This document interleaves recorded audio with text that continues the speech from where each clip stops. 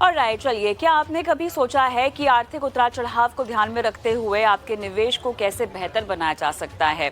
और इसी की जब हम बात करते हैं तो बिजनेस साइकिल फंड आखिर किस काम के हो सकते हैं जिसमें विस्तार हो, सही तरीके से जो है फंड्स में स्टॉक्स खरीदने को लेकर जो निर्णय लिए जाते हैं, किस तरह से संतुलन बिठाया जाता है, रिस्क रिटर्न का रेशियो क्या है, बेहतर रिटर्न का एक क्या बेहतरीन विकल्प ये हो सकता है। आज हम बात करेंगे बिजनेस साइकिल फंड की, जिनका मकसद अलग अलग आर्थिक चरणों के अनुरूप आपके निवेश को दिशा देना है।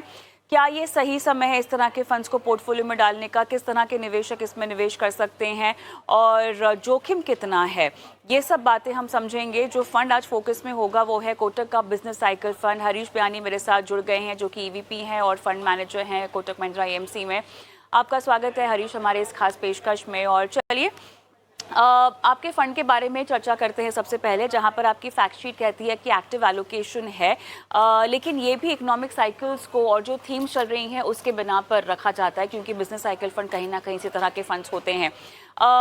जिस तरह से रोटेशन हमें दिखाई दे रही है, स्ट्रैटेजी अगर हम जानना चाहें अक्रॉस मार्केट कैप्स, तो वो आपने क्या अपना रखी है? करंट पोजिशनिंग किन किन फैक्टर्स को अक्रॉस द मार्केट कैप्स ध्यान में रखकर आपने ली है अपने पोर्टफोलियो में? धन्यवाद कविता जी। सो इस पर्टिकुलर फंड में हम ट्राई करते हैं हम right sectors right themes identify करें।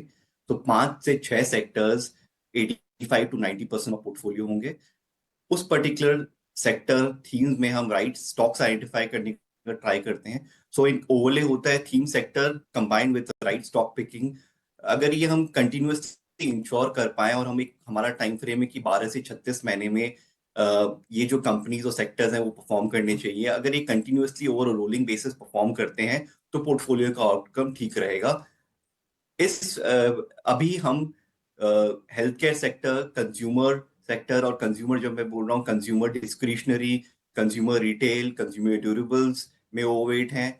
अभी हम ऑटो इंडस्ट्रियल्स में ओवरवेट हैं। इंक्रीमेंटली पीएफएसआई और आईटी जो कि जिसमें हम कम वेट थे, अभी हम और देख रहे हैं कि इसमें हम वेटेजेस बढ़ा पाए, सो एज टू इंश्योर कि हम राइट सेक्टर और राइट कंपनीज को कैप्चर कर पाए over the next 12 to 36 months।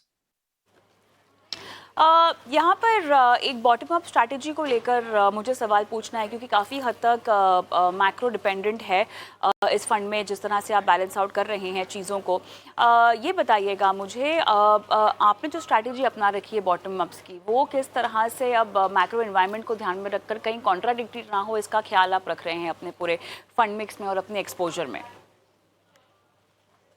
Correct. तो कविता जी, मैक्रो इम्पोर्टेंट है। मैक्रो में हम ये समझना चाह रहे हैं कि एक पर्टिकुलर थीम या सेक्टर का जो मैक्रो है वो सही है या नहीं है।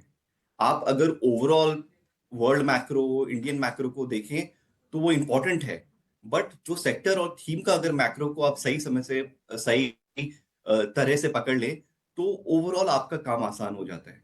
तो अगर हम 5 से 6 सेक्टर के मैक्रो को पकड़ लें जिसमें 12 से 36 महीने में अर्निंग्स की बढ़ोतरी होगी, वहां पे हम अगर राइट स्टॉक्स पिक करते हैं तो हमारा काम ओवरऑल आसान हो जाता है। तो हम इसी पे फोकस कर रहे हैं कि पहले हम थीम और सेक्टर सही पकड़े, उसमें फिर हम कंपनी सही पकड़े, एंड ओवरऑल फिर लॉन्गर टर्म ठीक ही रहेगा। समझना चाहेंगे आपसे, क्योंकि जब भी इस तरह के एक्टिव फंड्स को पोर्टफोलियो में कोई शामिल करता है तो अल्फा जनरेशन का एक बहुत बड़ा मकसद होता है। अब ऐसे में 2 से 3 सेक्टर जो कि आपको लगता है कि अल्फा जनरेशन को ड्राइव कर रहे हैं, ऐसे सेक्टर्स जहां पर आप पूरी तरह से डिपेंडेंट हो कि कमाई यही करा कर देंगे निवेशकों को, और यही वो सेक्टर्स हैं जो आने वाले 6 से 12 महीने में भी आपको कमा कर देंगे, तो ओवरऑल सेक्टर्स को लेकर नजरिया, और ऐसे कौन से सेक्टर्स हैं जहां पर आप थोड़े से बुलिश फिलहाल दिखाई दे रहे हैं? राइट। सो हम अभी जैसे मैंने आपको बताया हेल्थ केयर, कंज्यूमर, इंडस्ट्रियल्स, इन सेक्टर्स में ओवरवेट है। इन सेक्टर्स ने हमको डिसेंट अल्फा दिए ओवर द लास्ट 1 ईयर, और अभी इनका जो ओवरऑल साइकिल है वो काफी स्ट्रांग है for the next 12 to 24 months। तो हमको लगता है कि ये सेक्टर्स रीजनेबली अच्छा ड्राइव करेंगे। हेल्थ केयर एक एवरग्रीन सेक्टर है जहाँ पे डोमेस्टिक फेसिंग कंपनीज में हम ओवरवेट हैं, hospital names, diagnostic names, domestic pharma names में, जो कि एवरग्रीन है और जो कि काफी अच्छी अर्निंग्स की बढ़ोतरी दिख रही है हमको over the next 12 to 36 months। Second, अगर आप देखिए कंज्यूमर में एक बड़ा एक स्टिमुलस आया है, टैक्स कट्स आए थे बजट में, फिर इंटरेस्ट रेट कट्स आया है, और अभी हम पे कमीशन हाइक की बात कर रहे हैं नेक्स्ट ईयर। तो ऑलमोस्ट ये एक 35 से 50 बिलियन का स्टिमुलस जो आने वाला है कंज्यूमर सेक्टर में, उससे कंज्यूमर सेक्टर की बढ़ोतरी हो सकती है हमारे अनुमान से। अगर वो होती है तो ओवरऑल काफी कंपनीज इसमें अच्छा करने वाले हैं। तो ये सेक्टर हमको लग रहा है कि काफी अच्छा अल्फा जनरेशन देगा over the near to medium term. यहाँ पर ये बात बताइए हमें, क्योंकि बतौर फंड मैनेजर आपकी कॉल्स जो हैं वो बाजार की चाल के बिना पे टेस्ट भी होती हैं, ठीक है। अब आपकी कॉल्स जो आप ले रहे हैं, स्टॉक कॉल्स हो, थीम कॉल्स हो, स्ट्रैटेजीज हो, वो सही हो है या नहीं, वो पता चल जाता है आपको जैसे ही बाजार में हमें एक चाल में तब्दीली दिखाई देती है। आपकी ऐसी कौन सी रणनीति रही है, स्ट्रैटेजी रही है बिजनेस साइकिल फंड की, अगर मैं बात करूं, जो समय रहते हिट हुई हो या आपको लगा है कि गलत हुई हो? क्योंकि कहीं ना कहीं फंड मैनेजर्स भी एक्सपेरिमेंट ही कर रहे होते हैं, कुछ स्ट्रैटेजीज चल जाती हैं, कुछ नहीं चल जाती हैं। तो ऐसे में ऐसे कौन कौन से उदाहरण हैं जहां पर आप बता पाएंगे कि ये स्ट्रैटेजीज या इस तरह की कॉल्स हमने ली थी और इनको ड्रॉप करना पड़ा क्योंकि ये नहीं चल रही थी, लेकिन ये कॉल्स हैं जो आज भी काम आ रही हैं? कुछ अगर आप दर्शकों को समझा सके। करेक्ट। तो कविता जी, हम एज पोर्टफोलियो मैनेजर्स ट्राई करते हैं कि हमारा 70% कॉल राइट होना चाहिए। एज लॉन्ग एज ये 70% कॉल राइट जाता है, ओवरऑल पोर्टफोलियो आउटकम सही रहता है ओवर द मीडियम टर्म। इसमें हम काफी कॉल्स जो होते हैं वो सही नहीं जाते हैं, या हमको लग रहा था कि कोई अर्निंग्स ट्रिगर है या कोई क्लियर विजिबिलिटी है कि अर्निंग्स इंप्रूव होगी कोई कंपनी में over the next 12 to 24 months, वो नहीं होती है, वो इम्पैक्ट होता है, तो स्टॉक कॉल्स भी गलत जाते हैं। उसी उदाहरण में एक ऑटो एंसिलरी कंपनी थी हमारे पास, काफी अच्छी कंपनी, काफी स्ट्रॉन्ग कंपनी है, बट उसमें मल्टीपल स्लोडाउन इम्पैक्ट आ गए। यूएस स्लोडाउन आया, उसमें यूएस में एक्सपोर्ट स्लोडाउन है, उसमें एक पर्टिकुलर कैटेगरी है जहां पे बिजनेस साइकिल स्लोडाउन है वो द नेक्स्ट 12 to 24 मंथ्स, जो कि हमारी थीम में है कि क्लियरली बिजनेस स्लोडाउन को हम नहीं कैप्चर करें, हम उसको अवॉइड करें। थर्ड इज ये यूएस टैरिफ से जो इम्पैक्ट आ सकता है, both from a US economy slowdown perspective as well as company standpoint की कंपनी जो एक्सपोर्ट करे उसमें जो इम्पैक्ट आ सकता है, तो एक डबल गामी हो सकती है। तो हमको जो लग रही थी कि अर्निंग बढ़ोतरी होगी 26-27 में, वो भी हमको लग रहा है कि अर्निंग स्टैग्नेट होगी 2 साल, या डिक्लाइन भी हो सकती है। तो क्लियरली हम बिजनेस साइकिल नहीं कैप्चर कर रहे हैं। वाइल थीम अच्छा है, थीम में डिफेंस पोर्शन भी इंक्लूडेड है, ऑटो एंसरी भी इंक्लूडेड है, तो काफी थीम अच्छा है, बट अगर अर्निंग्स नहीं कैप्चर कर रहे हैं तो हम फिर वो कंपनी को अवॉइड करते हैं और हमारे पोर्टफोलियो में थे हम उसको फिर पार्ट वेज करते हैं। चलिए, बिजनेस साइकिल फंड बहुत ज़रूरी है सेक्टर स्पेसिफिक और कंपनी स्पेसिफिक चुनाव को ध्यान में रखकर अपने पोर्टफोलियो में लिया जाए। अब आपके फंड की अगर हम बात करें तो बहुत ज़्यादा पुराना फंड नहीं है, बहुत ज़्यादा पुराना ट्रैक रिकॉर्ड नहीं है। अब अगर किसी को इस तरह के फंड में निवेश भी करना हो तो वो इवैल्यूएट कैसे करें? तमाम तरीके की एएमसीज ने अब बिजनेस साइकिल फंड को लॉन्च करना शुरू कर दिया है, जहाँ पर एक्सपर्टीज फंड मैनेजर की जो है वो बहुत मायने रखती है कि वो क्या सेक्टर्स को सिलेक्ट कर रहे हैं, किस तरह की कंपनीज को सिलेक्ट कर रहे हैं। आपका रोल तो यहाँ पर स्पॉटलाइट में है ही, लेकिन साथ ही निवेशक ये फैसला कैसे ले कि जितने भी फंड्स मौजूद हैं बाजार में उसमें से आपका फंड बिल्कुल सही है और इसको खरीदना चाहिए, क्योंकि इतना लंबा ट्रैक रिकॉर्ड नहीं है। हालांकि 2.5 से 3 साल का ट्रैक रिकॉर्ड भले ही होगा, लेकिन अब वो भी इनफ है या नहीं for an investor to have the confidence कि आपके फंड में पैसे लगाएं? बताएं। Right. So Kavita ji, fund की हिस्ट्री ऑलमोस्ट 2.5 years हो गई है, 3 साल कंप्लीट हो जाएगा सून। सो ओवरऑल अगर आप फंड को देखें, तो अगर एक फंड हाउस का प्रोसेस सही है और फंड हाउस के जो प्रोसेस को फंड मैनेजर कंटिन्यूअसली फॉलो कर रहा है, जिसमें एक इम्पॉर्टेंट ओवरले है कि टॉप मैनेजमेंट उसको फोकस कर रहे हैं सेक्टर थीम आइडेंटिफाई करने में, फिर स्टॉक पिकिंग राइट हो रही है, और ये कंटिन्यूअसली अगर हम कर पाए ओवर द मीडियम टर्म तो आउटकम ठीक ही रहता है। अगर कोटक के फंड हाउस की हिस्ट्री देखें तो एक स्ट्रॉन्ग प्रोसेस रहा है, उस स्ट्रॉन्ग प्रोसेस में आउटकम ठीक रहा है over the medium to long term, और वही हम ट्राई करते हैं कि वो फोकस करने का। As long as process right होता है, आउटकम ओवर लॉन्गर टर्म ठीक ही रहता है हमारे हिसाब से। जब से इस फंड की शुरुआत हुई है, थोड़ा सा रिटर्न पर हमें बात करना होगा, बिकॉज निवेश आप कहीं भी करें, पैसे आप कहीं भी लगाएं, रिटर्न आपको कितना मिल रहा है वो सबसे बड़ा सवाल होता है हर किसी का। अगर कोटक बिजनेस साइकिल फंड की अगर हम बात करें, बेंचमार्क के अगेंस्ट अगर हम देखें तो इसकी परफॉर्मेंस कैसी रही है, एक तो ये बात बताइए। मैं जानती हूँ कि आप रिटर्न्स की बात नहीं कर सकते हैं, लेकिन लॉन्ग टर्म एवरेज अगर मैं रिटर्न एक्सपेक्टेशन जानना चाहूँ तो वो कितनी हो सकती है, क्योंकि बेंचमार्क के सामने इसने कैसे परफॉर्म किया, आउट परफॉर्म किया, अंडर परफॉर्म किया, और आने वाले समय में कोई पैसे लगा भी रहा है तो भी रियलिस्टिक एक्सपेक्टेशन रिटर्न्स के लिहाज से कितनी होनी चाहिए आपके मुताबिक? राइट। सो कविता जी, मैंने ये फंड अराउंड 1.5 साल पहले टेक ओवर किया था। सो हमारा ओवरऑल परफॉर्मेंस ठीक ही रहा है ओवर दिस पर्टिकुलर पीरियड।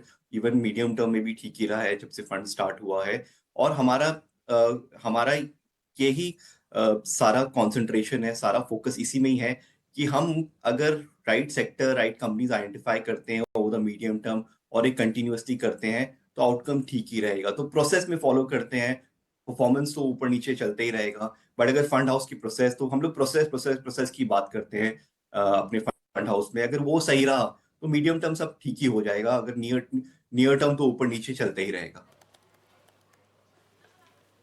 अ, देखिए, बहुत सारे रिस्क भी होते हैं निवेश में। इनफैक्ट हर तरीके के निवेश में हर तरह का रिस्क होता ही है। आपका जो फंड है यहाँ पर मिसरीडिंग ऑफ इकोनॉमिक फेजेस, ये एक बहुत बड़ा रिस्क है जो इस तरह की कैटेगरी के साथ अटैच्ड होता है। अब इसी को ध्यान में रखते हुए कैसे आप सुनिश्चित करते हैं कि इस रिस्क को कवर किया जाए, क्योंकि अब इकोनॉमिक ट्रेंड्स को ध्यान में रखते हुए बिजनेस साइकिल फंड को कोई खरीद रहा है, लेकिन अगर स्ट्रैटेजी बैकफायर हो जाएगी तो यहाँ रिटर्न भी गया और रिस्क आपका बढ़ गया। आप कैसे सुनिश्चित करते हैं कि आपके फंड में रिस्क को मिटिगेट किया जाए या उतार चढ़ाव से बचा जाए? सो आप सही बोल रहे हैं कविता जी कि अ, अगर आप गलत बिजनेस साइकिल पकड़ रहे हैं, गलत थीम, गलत सेक्टर पकड़ लें, तो फंड परफॉर्मेंस काफी नीचे जा सकता है। तो ये अवॉइड करने के लिए हमने क्या किया है कि हमारी एक इन्वेस्टमेंट कमेटी टीम है जिसमें हमारे टॉप मैनेजमेंट, सीआईओ इंक्लूडेड हैं। सो एवरी मंथ हम ये फोकस करते हैं आइडेंटिफाई करने के लिए कि हर जो सेक्टर्स हैं इस पर्टिकुलर फंड में, वो right part of the business cycle में है। सो ये एक पर्सन का डिसीजन नहीं है, ये मेरा अकेले का डिसीजन नहीं है कि कौन से सेक्टर्स आपको चुनने चाहिए। ये एक टीम का डिसीजन है। एक बार ये आप डिसाइड कर लें कि कौन से सेक्टर, कौन सी थीम राइट है for the next 12 to 36 months, उसके बाद स्टॉक पिकिंग आती है जो मैं डिसाइड करता हूँ। सो इससे हम क्या करते हैं कि इससे हम बड़ा मिस्टेक्स अवॉइड करते हैं। उसके बाद भी हम इंडिविजुअल स्टॉक पिकिंग में काफी हमारे ओवरलेज हैं जिसमें हम इंश्योर करते हैं कि हम मिस्टेक्स कम कर पाए। काफी इंटरनल क्लासिफिकेशन है वेटेजेस के हिसाब से, कैसे वेटेजेस लेना चाहिए। और सारा फोकस ये है कि एज लॉन्ग एज रिटर्न तो जनरेट करना ही है, बट मिस्टेक्स कम करना है, so that hard and investors money को हम ओवरऑल जस्टिफाई कर पाए, जस्टिस दे सके over the medium to long term. Uh, थोड़ा सा, क्योंकि हम सेक्टर एक्सपोजर की बात कर रहे हैं तो दर्शकों के लिए भी बहुत इंपॉर्टेंट होगा जानना कि सेक्टोरल एक्सपोजर यहाँ पर in terms of internal limits क्या है। और क्योंकि हम ड्रॉ डाउन थ्रेशोल्ड्स की बात भी कर रहे हैं तो अगर ये ट्रिगर हो जाए तो फिर आप रीएलोकेशन स्ट्रैटेजी अपनी कैसे बनाते हैं? कैसे सुनिश्चित करते हैं कि फिर जो एटलीस्ट आपने एक स्ट्रैटेजी पकड़ रखी है, कुछ भी बैकफायर हो जाए, ट्रिगर हो जाए, तो फिर आप रीएलोकेट करें अपनी स्ट्रैटेजी को? कैसे होता है ये सब? राइट। सो हर कंपनी के हमारे इंटरनल क्लासिफिकेशन है जो हम डिवाइड करते हैं ABCD में। जो वेटेजेस है उनको हम काफी पैरामीटर्स में देखते हैं, इंक्लूडिंग कंपनी का विंटेज, कंपनी की क्वालिटी, काफी बहुत सारे पैरामीटर्स हैं। सो एज टू इंश्योर कि वेटेजेस सही रहे based on historical, how company has behaved, quality of the company, management quality, lot of other factors goes into that. जब हम अगर एक वो सही से कर पाए, उसके बाद जो हमने बताया कि एक प्रोसेस है वो फॉलो करें, तो हम होप करते हैं कि आउटकम ठीक रहेगा मीडियम टर्म में। ड्रॉडाउन में ऐसी कोई ड्रॉडाउन लिमिट नहीं है कि अगर कोई कंपनी 50% गिर जाए तो हम उसको बेच दें। हाँ, अगर कोई कंपनी 30 से 50% में का करेक्शन आ जाए तो हम बहुत डिफिकल्ट क्वेश्चंस अपने आप को पूछते हैं, इन्वेस्टमेंट कमिटी हमको डिफिकल्ट क्वेश्चन पूछती है, और हम आइडेंटिफाई करना चाहते हैं कि ये एक नियर टर्म प्रॉब्लम है या एक लॉन्ग टर्म प्रॉब्लम है। अगर एक नियर टर्म टेम्पररी प्रॉब्लम है जो सॉल्व हो सकता है और बिजनेस साइकिल 12 से 36 महीने में इसमें इंप्रूवमेंट आ सकती है, तो हम पेशेंट रहते हैं। बट अगर ये कोई लॉन्ग टर्म प्रॉब्लम है, कोई लॉन्ग टर्म इशू हुआ है, तो हम उस स्टॉक से हम पार्ट वेज करते हैं, हम उसको निकाल देते हैं पोर्टफोलियो से और नए स्टॉक्स को आइडेंटिफाई करने का ट्राई करते हैं। चलिए अब आखिरी सवाल आपसे पूछना चाहेंगे और दर्शकों को ये जानना होगा कि इस तरह के फंड आखिर किस तरह के दर्शक अपने पोर्टफोलियो में, निवेशक अपने पोर्टफोलियो में डालें, कोर में डालें या सैटेलाइट हिस्सा हो आपके पोर्टफोलियो का। मिनिमम होल्डिंग पीरियड का कितना आपको समय देना चाहिए, 3 साल या 5 साल या उससे भी ज़्यादा? राइट, सो कविता जी, मिनिमम होल्डिंग पीरियड हमारे हिसाब से मिनिमम 3 से 5 साल। कोई भी इन्वेस्टर्स आए तो 3 से 5 साल रोलिंग आपको आना चाहिए for a fund like business cycle fund. Business cycle fund में हम राइट सेक्टर, राइट कंपनीज को कैप्चर करने का ट्राई कर रहे हैं। इसमें हम लार्ज मिड कैप कोई भी प्रोपोर्शन में इन्वेस्ट कर सकते हैं, कोई भी 5 से 6 सेक्टर्स में इन्वेस्ट कर सकते हैं। तो ये एक ऐसा फंड है जो एवरग्रीन रहेगा, जो लॉन्गर टर्म में इन्वेस्टर्स का वेल्थ क्रिएशन कर सकता है हमारे हिसाब से। बट हाँ, पेशेंस रखना पड़ेगा, परफॉर्मेंस ऊपर नीचे चलती रहेगी। तो परफॉर्मेंस तो हम नहीं गारंटी कर सकते हैं, बट हम स्ट्रॉन्ग प्रोसेस गारंटी कर सकते हैं। एक स्ट्रॉन्ग प्रोसेस रहेगा एज अ फंड हाउस। अगर वो हम लॉन्गर टर्म फॉलो करते हैं तो आउटकम हमारे हिसाब से ठीक ही होना चाहिए over the medium to long term. चलिए, तो यहाँ पर इकोनॉमिक थीम्स पर बेस्ड बिजनेस साइकिल फंड और कोटक के बिजनेस साइकिल फंड पर विस्तार से बातचीत की। बहुत बहुत धन्यवाद आपका, आपने समय दिया और चर्चा की इस सेगमेंट में। हम लेते हैं छोटा सा ब्रेक, लेकिन ब्रेक के उस पार जानने की कोशिश करेंगे कि ऐसे कौन से म्यूचुअल फंड